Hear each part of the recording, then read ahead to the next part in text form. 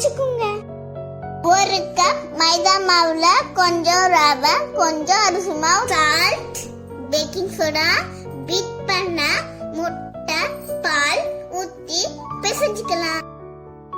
10 minutes கழிச்சு குட்டி குட்டியா உருட்டிக்கலாம். இப்ப இத நல்லா 2 பக்கமும் பொரிச்சு எடுத்துக்கலாம்.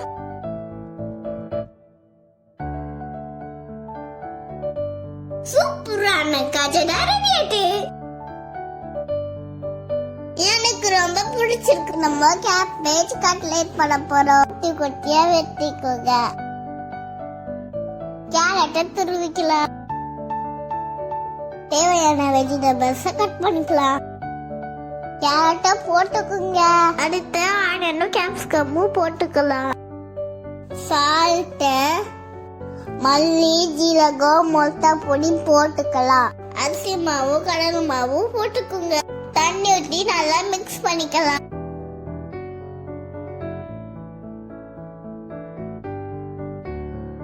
பேன்ல எண்ணெய் ஊற்றிக்கலாம். மிக்ஸ் பண்ணி வச்சத நல்லா தட்டி போட்டுக்குங்க. 2 பக்கமா ஃப்ரை பண்ணி எடுத்துக்கலாம். கேபேஜ் கட்லெட் சூப்பரா ரெடி ஆயிட்டு. சூப்பரா. இன்னைக்கு வாழைக்காய் மேகி செய்ய போறோம். வாழைக்காவை கட் பண்ணி அவிச்சுக்குங்க.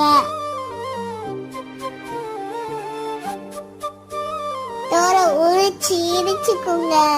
இப்போ salt, chilli flakes, pepper, garam masala, rice flower போட்டு மிக்ஸ் பண்ணிக்கோங்க. கார்ன்ஃப்ளவர் மாவுல தண்ணி ஊற்றி மிக்ஸ் பண்ணி வச்சுக்கோங்க. இதுக்குள்ள சீஸ் வச்சு நல்லா நகஸ் மாதிரி செஞ்சுக்கோங்க. அடுத்து இந்த கார்ன்ஃப்ளவர் மாவுல முக்கிக்குங்க. அடுத்து பிரெட் கிரம்ஸ்ல புரட்டி பொரிச்சுக்கலாம்.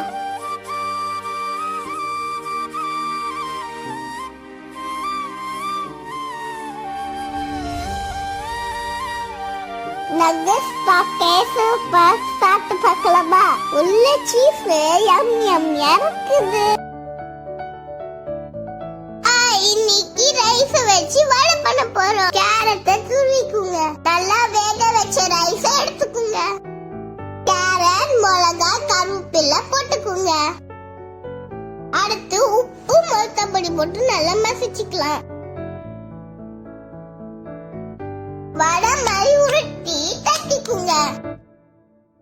இப்போ எண்ணெயில போட்டு 2 பக்கமும் பொரிச்சு எடுத்துக்குங்க.